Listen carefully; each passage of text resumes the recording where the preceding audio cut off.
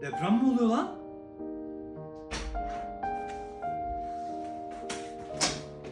Yaza kadar karını yok ediyor.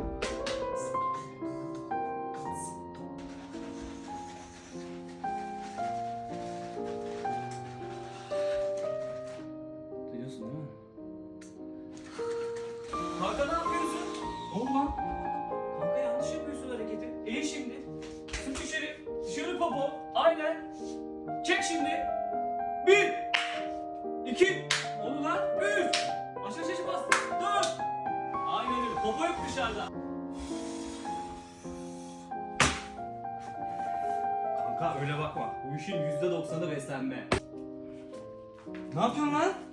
Kanka çok boş yürüyorsun. Bundan sonra ağırlıklar. Hadi. Ne? Kalk bir tur at hadi. Oğlum gitmem lazım. Çıkar Kalk, kalk, şunları. kalk. Ah! 1 hadi. Oğlum çıkar. Hadi. 2 Çıkar şunları. Yaparsın siktir hadi hadi. Musti tuvalete geldi.